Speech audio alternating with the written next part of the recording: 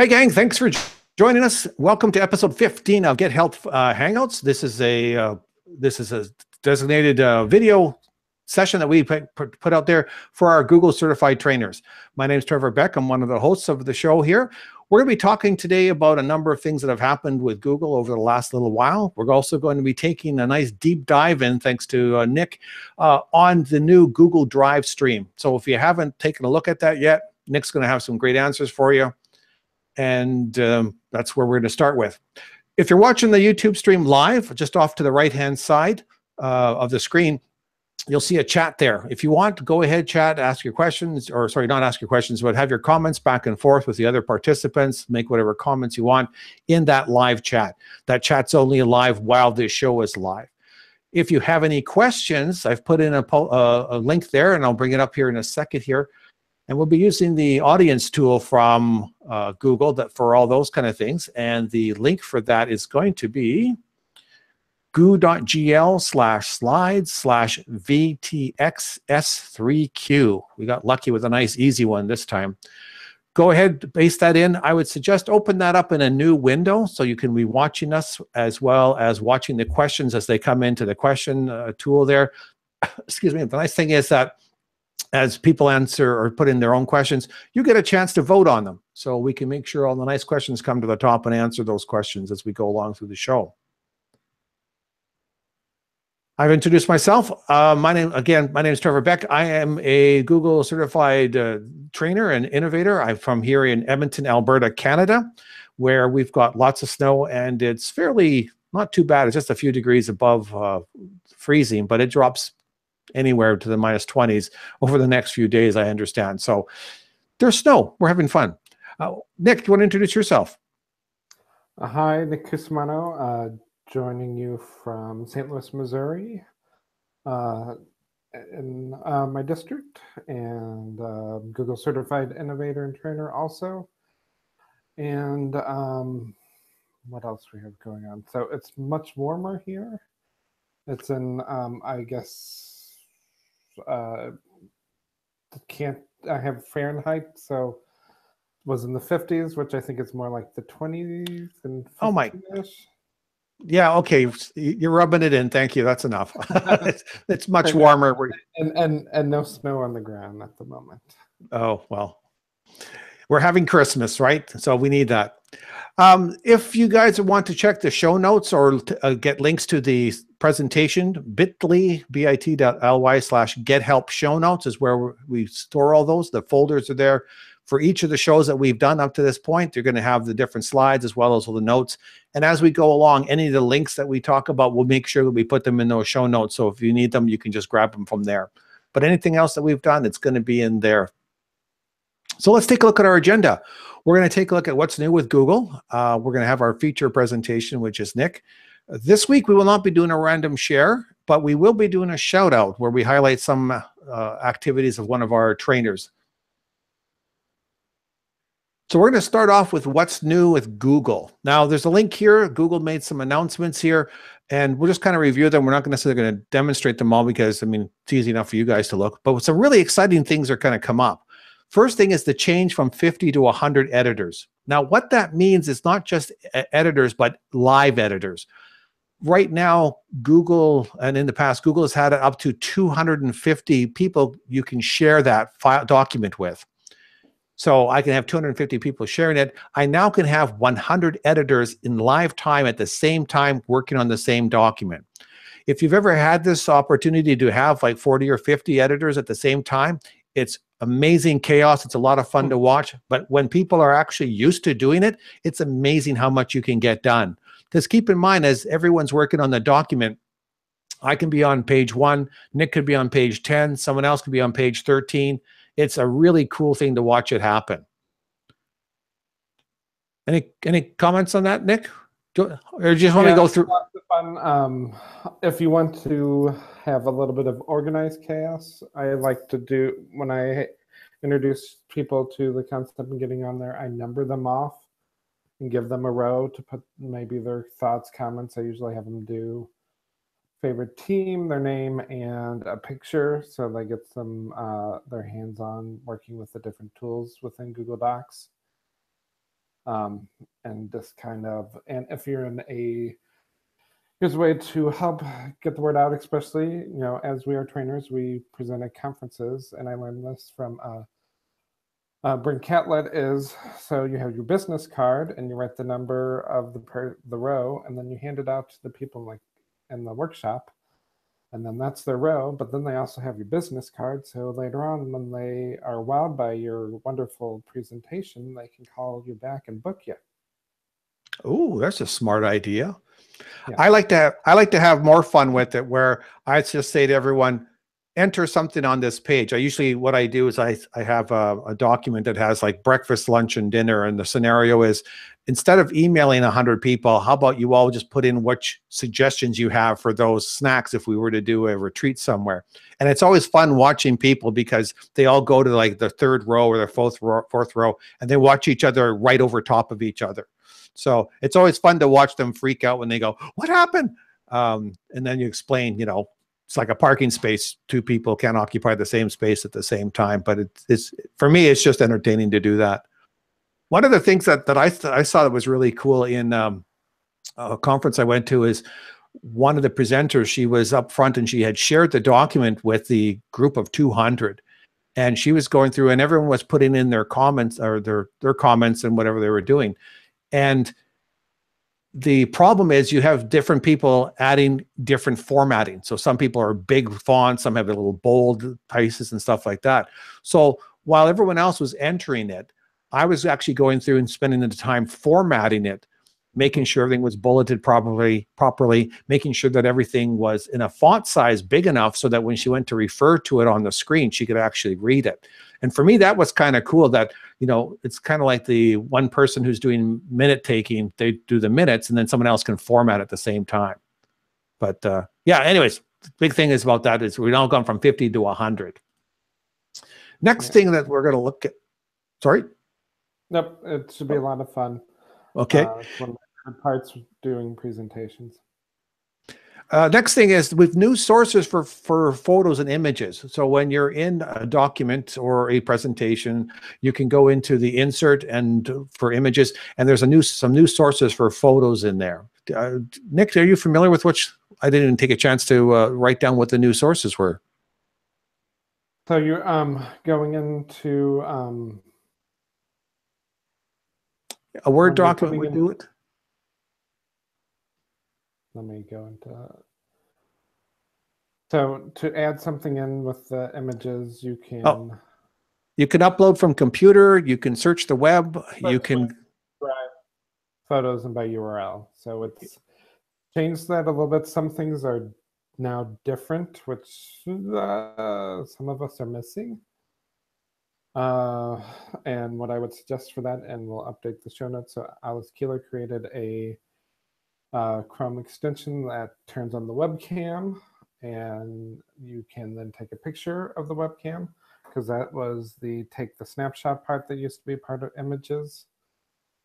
You'll have to, and searching for clip art and that, you're going to have to get more creative with that, and maybe go outside of Google for those, because they used to give you Life magazine, clip art, and that. And I don't know if that will come back or not, or if that's gone forever. My favorite resources for that type of thing is makerbook.net. Okay, and we'll make sure to put those links in there as well. If you don't like stuff, as Google puts new features and take out new features, under the help menu for any of the documents, there is a menu item there called Report a Problem, and that's where you can put feedback in. And Google does pay attention to that, because remember, a few years ago they took out the ability to quote sources and stuff like that, and they eventually brought it back in, not to the full extent that we had before, but at least you could make some use out of it. So if you do have any questions, be sure to report those things, give them the feedback. They do pay attention to it. And have groups of friends do it too, if it's something you're really missing. That's right. Yeah. Send emails out to all your Google groups and say, hey guys, please do this. Yeah. Another thing that's interesting is when you make a copy of a file, you can choose to include the comments and the suggestions. I'm not sure myself for me, when I look at a document, I look at comments and suggestions as part of the history of that specific document. So when I make a copy, I don't expect those comments to come over. But do you see a real need for that kind of stuff with what you do? I think that might be useful. Maybe you're writing curriculum, and sometimes you just need to out, or you're like, okay, so I'm moving this from this one to this one, and I want those comments there, but maybe I'm going to change the access later, and so I would still have those comments, but history of the document still with it getting to that point. That's a good point. I guess it also could be part of documentation of whatever file you're working on. So you know, hey guys, be sure that when you fill out this section that you include this item, this item, this item. So it's not actually in the document, but it's still part of the comments and suggestions. That's actually a good point. Yeah, I think it's more that I think it may come in handy with more corporate situations, or that upper level. I don't see one using as a day-to-day teacher, but more as either admin or corporate situation where you need like the history of the whole process, but you still need ownership of it. May change. Right. Yep. Good point. Okay. So that's pretty much what's new with Google, at least, and that was just within the last few days here. So if you, as I mentioned before, the link is in that document. If you want, go ahead and follow that up and see what else that they've posted, what they're finding, what else that the more details that they have in there. Sorry, Trevor can't speak today for some silly reason, but he can say feature presentation, which is Nick. So what Nick's going to do is he's going to talk to us about DriveStream. And for those of you that might have saw a note come from Google a few months back saying that Google Drive was going away, what they were actually talking about were new tools to take over the syncing that we've been using for the last 5 years or so. So that desktop sync tool, that tool is going to be going away. In fact, I think Nick and I were talking about it. March was the date for the March is the date that they're actually going to pull the app. What's that? The end of life of it. Yeah, end of life. So they've actually stopped supporting it starting now. And come March, the functionality is just not going to work anymore. So the difference is now we have these wonderful tools, and I'm going to turn this over to you, Nick, to tell us and wow us. Sure. So let's talk about Drive File Stream. So first thing you need to know, Drive File Stream is only for personal or corporate domains. If it's outside of that, it's called and sync. What I really like about this, that it gives a new differentiated name. So when you're walking people how to do this, because to me, this is the way to get those Microsoft users to switch over. Maybe they're not ready to let go of their favorite Excel files, but you can at least have them backing up those files to the cloud and working with them by using Drive File Stream. Because what's nice about one is much room on your hard drive. So let's go back. So for a managed domain, it's got to be turned on. So you have to talk to your Google administrator about that. It's really like 2 check marks, but you have to get their permission first. So once it's been shared with your domain, you just go sign into Drive on the web, and you go to the gear, and then Drive File Stream for Windows. You click that. It's going to pull up that page. You just tell it if it's Mac or Windows. And remember, this would only be on PCs or Macs. This does not work for Chromebooks. Google Drive from the browser window on Chromebooks. So I have a Windows machine. I would click Windows installed. So I'm not going to worry about that right now. But if you had Mac, you would click that one. You do that, you go through the process. It takes about a minute. Process done, then you go to your folder. And so I'm going to bring up my folder. Windows machine here. And so if you see right,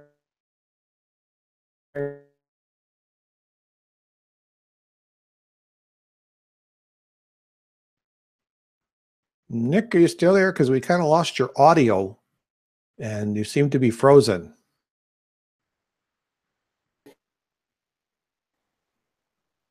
here.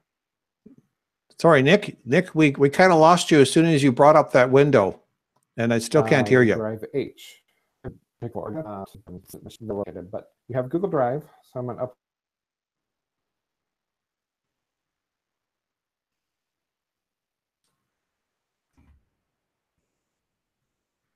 Oh, okay. I'm gonna try and get a hold of Nick and see if he can't go out and come back in or do something, because we obviously don't have very much audio going in, and I unfortunately can't really talk a lot about it. But what I, huh? Yeah, Nick, we lost you as soon as you opened up that window, and we haven't heard a thing you said. Okay.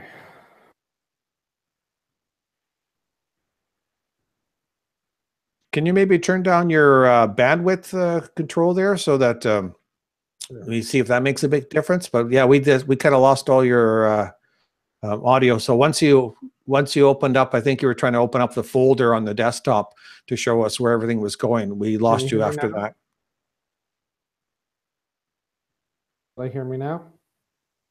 Yes. Okay. Yes. Shrink that down. Can you see my screen? Yep, we're good there. Okay. So I'll go back real quick. So for Google Drive, go into Drive. To download it, click the gear, click Download File Stream. I'm going to ask you to choose Mac or Windows, whatever machine works. And I think we just lost me again. No, we can still hear you. We got, okay. Okay. So you download the file stream for Windows. You install it. It's now on your hard drive. While you're on your hard drive, all your files. If it has a person, that means it's shared. But this is, if you go in here, and Microsoft PowerPoint. That's the cloud. Open that document. I don't have to convert it if for some reason that really throws me off, or you have those people who won't convert yet. You at least have the ability of having those non-Google files backed up to the cloud. Lightning would strike their computer, the hard drive would die, whatever would happen. So don't take off or leave from there. Can you hear me still, Nick? Yes, that. Otherwise, it's. Can you share your desktop again, please, Nick? Sure. Right with that folder that you had, because there was some piece of information in there that's really good to point out. Sure, I'll go back to my. Oh, oops, wrong one. Okay. Okay, just hold her right there. That's good right there. Okay. So what I want to point out to everyone is, in the past, when we were using the Sync program, we're using Desktop Sync, we actually had a drive or a folder called Google Drive. That's all it said. That was the old tool. The new tool now creates a new folder called Google Drive File Stream. And in that is the My Drive and the Team drives there. So that's one of the things that is advantageous with the drive stream, is we actually can see the team drives information in there as well. Mm-hmm. So what happens, Nick, with the existing data that I had in Google Drive? Like, do I have to go back and say, here's the folders I want to choose to download and keep on my desktop versus the syncing? Or how does it pay attention to the old stuff at all? So using Google Drive, If you have it previously installed, I think it just reconnects to that. What's really nice about that is the stuff lives in the cloud and only pulls it down to your hard drive it from your computer, if that makes sense. So I have, I don't know, 106 gigabyte in my Google School Google Drive folder. I do not have 106 gigabytes of the Google Drive folder on my hard drive on my computer. Right. So it only accesses them as I need them. So how long, do you know how long it keeps it there? So like, for example, if I was working on a big video. It just lives in the cloud. But what about something like a large video file? So let's say I've got a video I've been working on. It's, 15 megs or 20 megs or something like that. Is there a point where it says, okay, I've downloaded it, Trevor's made all his changes, it's been 2 days, he hasn't done anything different with it, so I'm going to remove it from the drive? Or is it literally, I'm literally just connecting to the Google Drive in the cloud, it never actually comes down onto my machine? So if you're dealing with a larger file, that would come down on the machine. And then whatever changes would be made would be uploaded back to the cloud. Yeah, yeah. And at some point in time, though, I would assume the local cache or whatever version of it would be removed from the computer. Is that correct? It would update as you updated the file. Oh, if that makes okay. sense. Yep. Yep. Recent update. It would reflect on your computer. Okay. Now I thought I read somewhere about it also taking care of photos. So if you're syncing your photos up to your My Photo service, is that part of the settings or the setup for that as well? You just need to turn on that feature in Google Photos, I believe.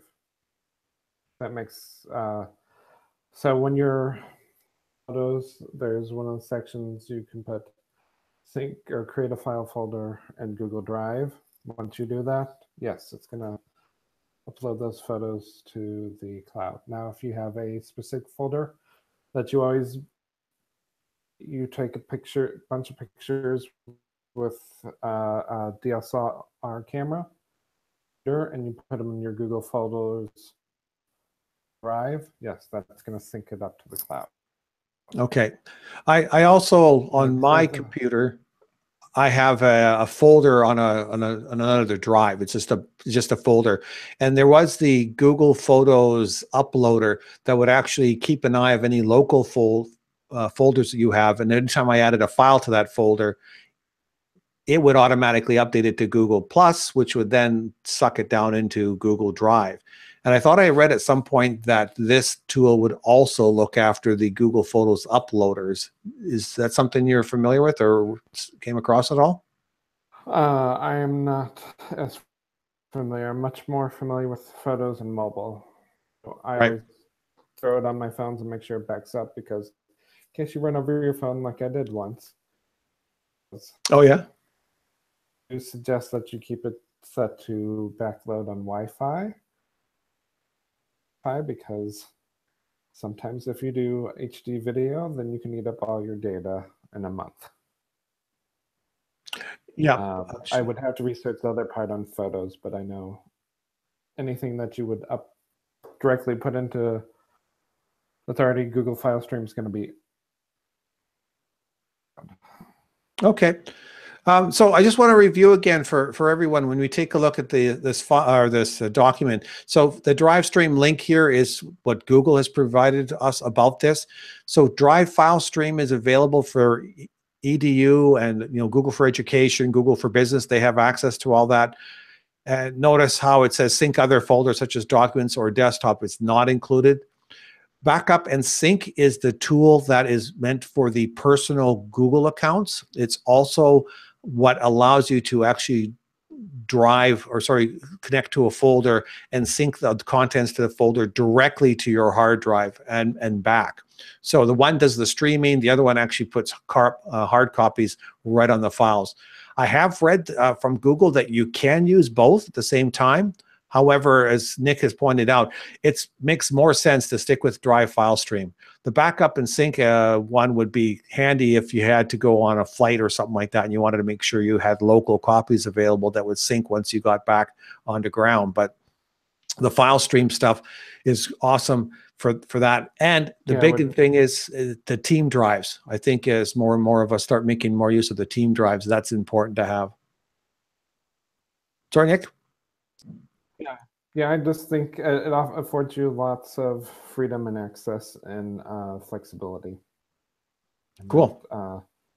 I think that's what we like. I mean, I live in the Google world most of the time. Every now and then, especially for state reports, I have to go into the Microsoft world. But this allows me to back that up so that I know that I have that covered and I am taken care of that way. I do want to remind people, so periodically, like every 90 days in my district, people have to change their Google password.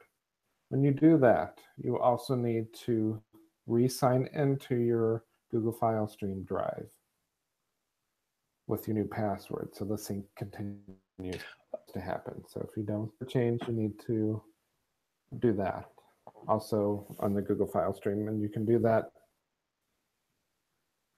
in the corner. There's a little file stream icon.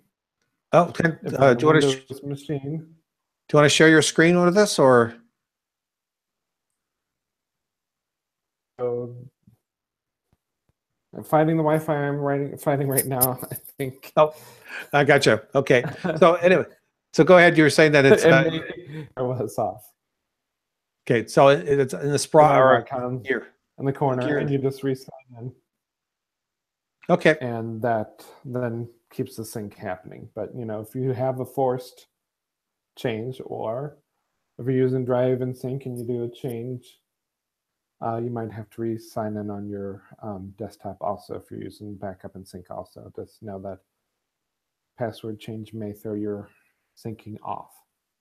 That's a good point to know, and actually it did the same thing as well with the old backup syncing desktop syncing app as well. I mean, because remember those apps are separate from your Google Chrome logins and your profiles and stuff that you're doing within the browser. So one's a browser, the other is an app that runs separately. So it's nothing different. Is there some kind of like with the desktop syncing, there's usually an icon somewhere in the tray or above or below, depending on what kind of operating system you have. Yeah. Do they have something similar for Drive Stream as well?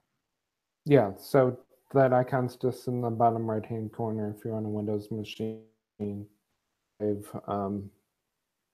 Triangle kind of in white, and just go in there and re-sign in if you need to if your password's changed. Excellent. Let me just check, see if we have any questions. No, we don't have any questions. So thank you very much for that, Nick. That's really good. I'm actually going to play with that next week and start doing that. The nice thing is because I already have my Google Drive folder on my computer, it doesn't get wiped out or anything like that by switching over to Drive Stream. Those, whatever content happens to be there is still there. So I'll always have that there while I'm playing around with the other stuff. But ideally, the whole plan is to switch everything over and, you know, get everything backed up. Interestingly, as soon as Google announced this, one of my colleagues, his hard drive with all his desktop stuff and all his documents just disappeared and fried. This whole hard drive just went on him. So, and it was like, yeah, if you know what, if you had just started using this Google stuff, I mean, this would have helped you out. Well, we had a huge virus in April, and Drive saved us. We would have lost so much more if we didn't have it. Oh, excellent. Good to hear. Okay. So the next thing that we're going to talk about is, I mean, pretty much that's most of the show right now, but what we want to do is do a quick shout out here. I want to give a shout out to, let me share my screen. Whoops, that's not the one I want. That's the one. So shout out to Jay Salerno, John J. Salerno. Jay is a Google trainer, but he's also a Google innovator, and he's in my cohort for London. And as part of his project, he was basically got a bus, and they were ripped out all the seats and everything, and they refitted it out with technology so that they could actually take this bus, go to different schools, go to senior citizens centers. They could go all over the place and bring all sorts of technology to other students that didn't have a chance to get this. We're talking, they have smart boards in there. They've got the coding courses in there, the robots, all the kind of fun stuff that goes in there. And he's basically worked together with smart technologies to put in these different pieces of technologies. We actually did a Hangout last week with it. So if you're interested, there's the link to the Hangout that we did. It's only about 20 minutes. Got to see a little bit of the inside and the history of it. Very cool, the fact that, you know, this whole school is involved in it. It's not just Jay going out to the different schools, but he's actually got students acting as the trainers. And I can't remember what they call them. Was it Sparks? I can't remember the name. He had a particular name, but I mean, these junior high school and high school students would go out to the different schools. There's a great photo of these students out there at a senior center showing all these seniors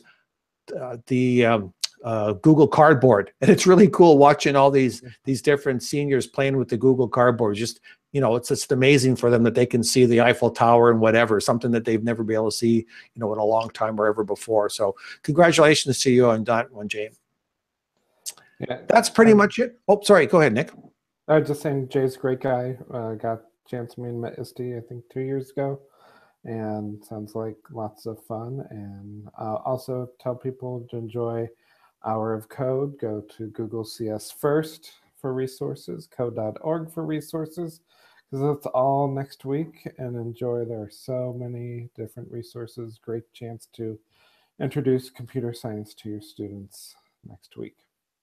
Excellent. And you mentioned ISTE. ISTE, I believe, starts tomorrow. December 1st is the early bird to get in for the ISTE. Do you want to tell people what ISTE is all about? So ISTE is large, huge conference, 15 to 20,000 educators like us, all crazy about technology, passionate, inspired, lots and lots of innovators, lots of chance to meet people face to face, lots of chance, you know, you can see your Twitter heroes, great keynotes. And last year's keynote is now available on YouTube. It's Ginny Magera. Amazing keynote, and I suggest you watch it.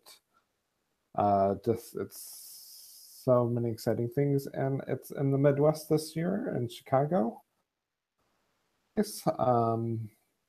People will start hearing if their sessions were accepted. I'm still waiting to find out. So all that starts coming out soon, and lots of different exciting things available. When it starts Sunday, ends Wednesday. It's a whirlwind. Excellent. And it takes place in June, end of June. So once the school is out, that's when it does. But early bird starts on December 1st, I believe. ISTE.org, pretty much just Google it. You'll find it because, I mean, everyone's using it and going to it. And that's pretty much it. Thanks for joining us, everyone. We are going to make sure we update our show notes with any of the links and stuff. If you've got any comments or questions and you're watching this after the fact, please go ahead, put your questions in the comment field, and we'll try and get back and follow up with you as soon as we can. That's it. Say goodbye.